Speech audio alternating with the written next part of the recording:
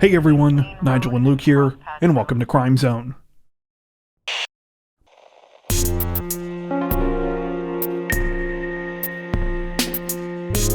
Authorities in Utah County, Utah say that a 26-year-old man has been arrested this week after he allegedly ignited a 60-acre wildfire, one that started when he tried to burn a spider. According to reports, the incident began sometime between 4:30 and 5 p.m. on August 1st, when authorities received a call about a wildfire east of the city of Springville near the Bonneville Shoreline Trailhead on the southwest side of Buckley Mountain. Though fire departments from Provo, Springville, Mapleton, and Utah County were quick to respond, drought and wind conditions soon caused the fire to begin to creep up the mountainside, and 2 helicopters had to be called in to assist. Thankfully, no homes or buildings were destroyed, and by the following day, emergency crews reported that the 60-acre blaze was 90% contained. As firefighters were working to extinguish the wildfire, they quickly found out that it had not originated from natural causes. They made this discovery after arriving at the scene to find a 26-year-old man named Corey Allen Martin, who said that he was responsible. When Martin was handed over to the police, he apparently offered a bizarre explanation for what had happened. According to reports, Martin claimed that he had been out walking his dog that afternoon when for some reason he decided to burn a spider he had seen with his lighter. In the process, he had accidentally ignited some of the surrounding brush, which spread very rapidly and quickly got out of hand due to the drought conditions in the area. Apparently, the 26-year-old offered no follow-up explanation for why he tried to burn the spider in the first place.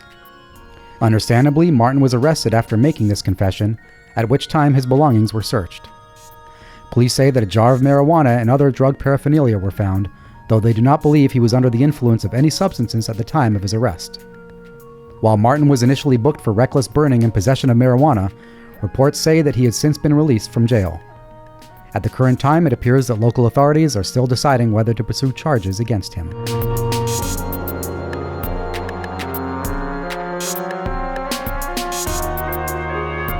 Representatives from the Chicago Police Department say that a local 18-year-old woman is facing felony charges this week after she allegedly concocted a bogus shooting threat while working as a music festival security guard in the hopes that it would allow her to go home early.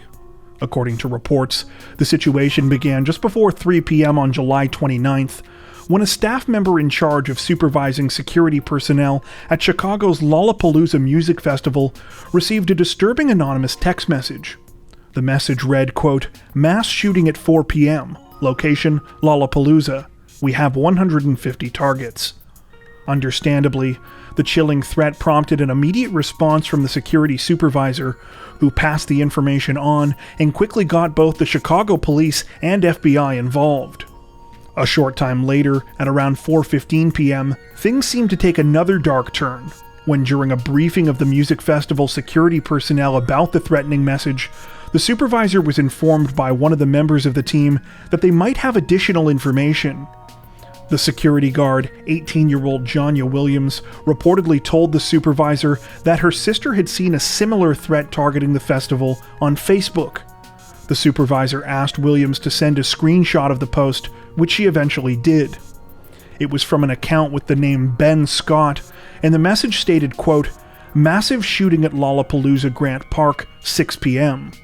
However, not long after, the entire tense situation unraveled when the FBI managed to uncover the genesis of the original threatening message. It had been sent from a TextNow messaging app that had been traced back to Williams' IP address and iCloud account. When Williams was confronted with this evidence, she reportedly admitted to fabricating both of the threats. She claimed that she had done so because she wanted to leave work early.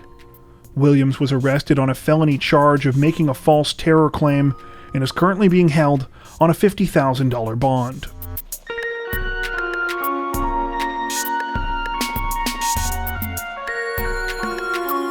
Representatives from the NYPD said that a 23-year-old fast food worker is dead this week after he was shot by the 20-year-old son of a disgruntled customer, a killing which was allegedly the result of a dispute over French fries. According to reports, the incident began sometime around 7 p.m. on August 1st, when a 40-year-old woman named Lisa Fulmore went to a McDonald's location in Brooklyn's Bed-Stuy neighborhood. After receiving her order, she began to complain to employees that her French fries were cold, prompting an argument between her and the staff. At the time, she was on a call with her son, 20-year-old Michael Morgan, and Fulmore soon began complaining to him about the fries as well. A short time later, things escalated significantly when Morgan showed up to the fast food restaurant in person accompanied by his girlfriend, 18-year-old Camelia Dunlap. According to witnesses, Morgan began to confront several employees about the fries, ultimately leading to him and one of the staff members, 23-year-old Matthew Webb, taking the argument outside. At some point during this altercation, Morgan allegedly pulled out a gun and shot Webb, with some reports stating that he was hit in the face and others stating that he was hit in the neck. Morgan then allegedly handed the gun used in the crime off to Dunlap, and the pair fled the scene separately. Though Webb managed to cling to life for 2 days following the violent incident, sadly, by the end of the week, police reported that he had succumbed to his injuries. Morgan was arrested shortly after the shooting while attempting to flee the scene, while Dunlap was taken into custody several hours later.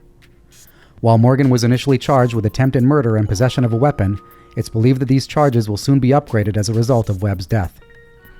Dunlap is also facing a weapons possession charge for her alleged role in trying to hide the gun following the shooting. As if all of this weren't tragic enough, authorities say that during the questioning about the shooting, Morgan actually confessed to a second murder, that of a 28-year-old Kevin Holloman. Holloman was shot multiple times outside of an apartment building in October of 2020, just a few blocks away from where this week's shooting unfolded. Morgan had apparently been a suspect in the case for some time, though police had not been able to charge him until his confession this week.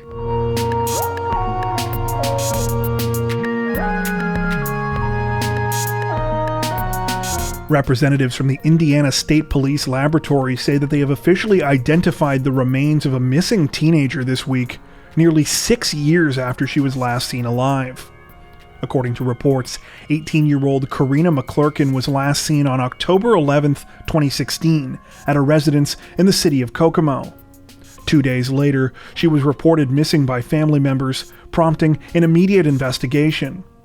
Though authorities continued to follow leads and information, little activity in the case was reported to the public until the middle of July of this year, when authorities announced that they had finally made an arrest in the case. The suspect was later identified as a local 57-year-old man named Flint Farmer, who was taken into custody at a residence on the 600 block of South Purdom Street on the evening of July 18th. Authorities now say that Farmer's arrest was the result of additional information that they received in the fall of 2021, which included details about Karina's disappearance, as well as events that took place the following day. On the same day that Farmer was taken into custody, additional evidence was reportedly uncovered that led police to a rural area of Miami County, north of Kokomo. It was here, after a day-long investigation, that human skeletal remains were recovered. After being processed by the Indiana State Police Laboratory, the remains have now been identified as those of Karina McClurkin. Additional reports state that Farmer has been charged with murder in connection with the case. Though the location of Karina's body and the identity of her alleged killer have now been uncovered, investigators have released few additional details about the case. This may be due in part to the fact that some reports state that authorities are still working to establish Karina's exact cause of death. At the time of this recording, the situation is still developing.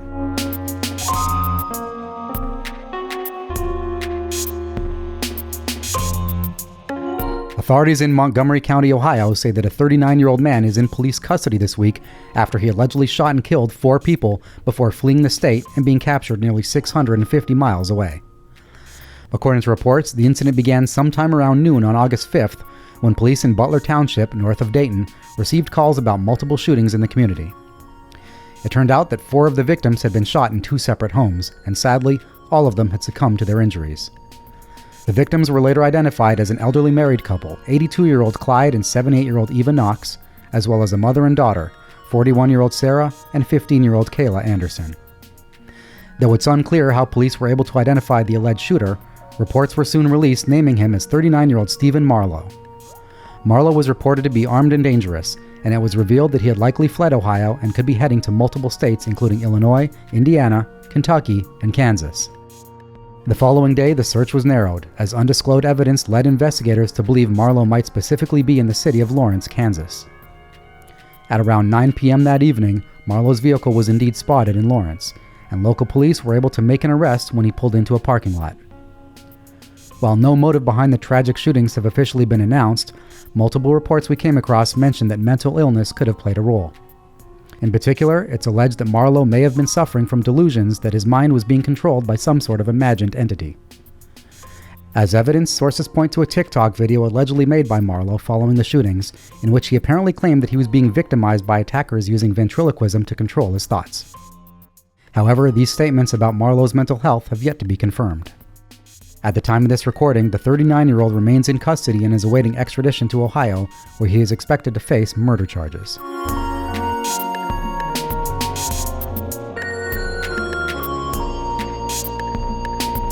If you're a regular viewer of our Crimes of the Week series, then you might remember that last week we brought you the story of Aaron Gregory, a 39-year-old Florida man who was arrested after allegedly causing chaos at his local Walmart while driving around extremely drunk on one of the store's complimentary electric scooters.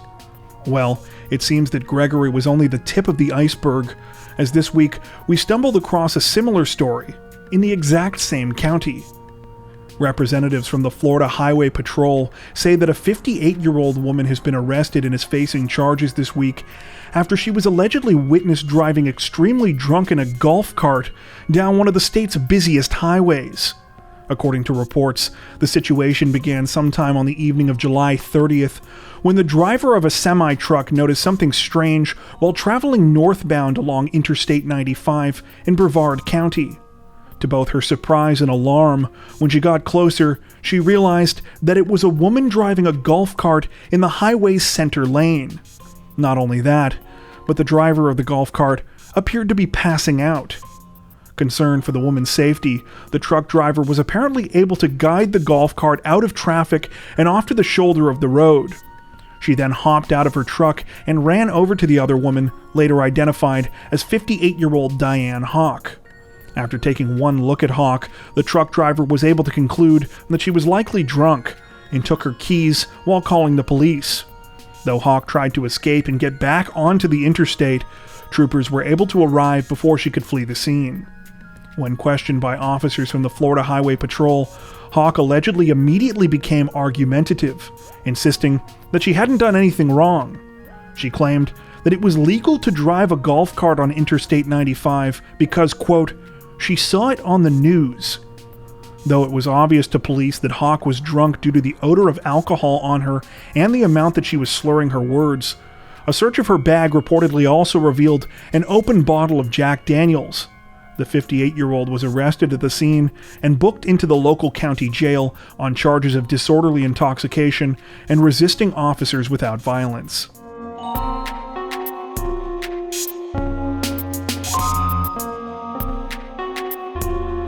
Representatives from the Nebraska State Patrol say that a 42-year-old man has been arrested and is facing numerous charges this week after he reportedly shot and killed 4 of his neighbors before setting their houses on fire. According to reports, the incident began at around 3 a.m. on August 4th when police in the small community of Laurel received a call about an explosion at a residence on Elm Street. They arrived to find the residence in question on fire. When the flames were extinguished, investigators quickly discovered that the blaze was no accident. Inside the house was the body of 53-year-old Michelle Ebling. She had been shot twice, and a container full of gasoline was found nearby.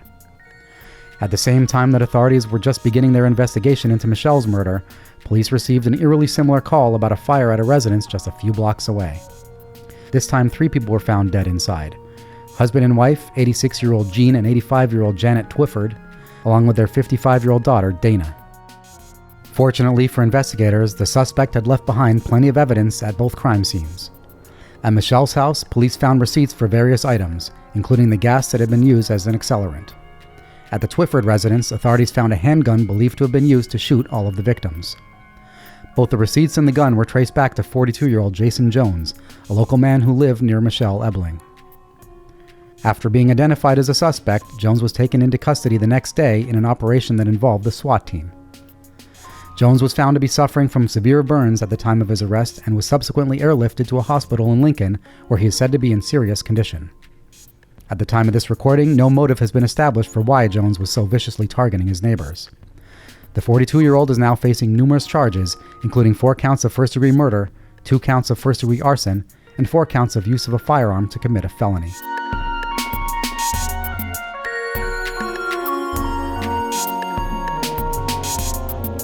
A horrifying story was reported out of Alabama this week, where authorities say that they uncovered the murders of 2 people after a third victim managed to escape and get help. According to reports, the incident began at around 8:30 a.m. on August 1st, when a passing motorist spotted a 12-year-old girl obviously in distress walking down the side of a road in a rural area of the city of Dadeville. After stopping to help the girl, the driver immediately called police. When detectives spoke to the 12-year-old, she began to reveal the nightmarish details of her ordeal. More than a week ago, she had been kidnapped and taken to a property close to where she was found and held captive. She had been tied to a bedpost for that entire time and force-fed alcohol to keep her in a drugged-up state, until finally she had managed to chew through her restraints and escape. She had done this with such force that she had broken the braces on her teeth.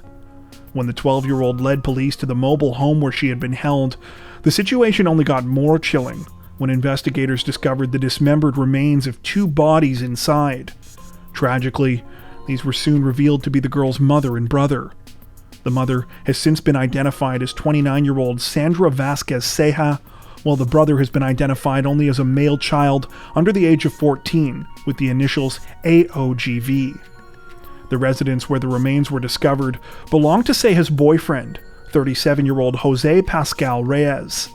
Reyes was not home when the bodies were initially found, though was eventually arrested somewhere in the neighboring city of Auburn. It's now believed that Reyes kidnapped the 12-year-old victim around the same time that he murdered her mother and brother. According to reports, Reyes was Ceja's boyfriend, though it's unclear if she and her children were living with him at the time the crimes took place. While the 29-year-old and the 2 children had come to the U.S. from Mexico in 2017 and reportedly had formal asylum in the country, Reyes had been removed from the U.S. in 2014 and had re-entered illegally. At the time of this recording, Reyes is now facing numerous charges, including 2 counts of capital murder, 2 counts of corpse abuse, and 1 count of kidnapping. The situation is still developing. That's it for this edition of Crimes of the Week. If you enjoyed our video, don't forget to like and subscribe to Crime Zone for more true crime content like this, making sure to hit the notification bell to stay up to date with our latest releases. Thank you for watching.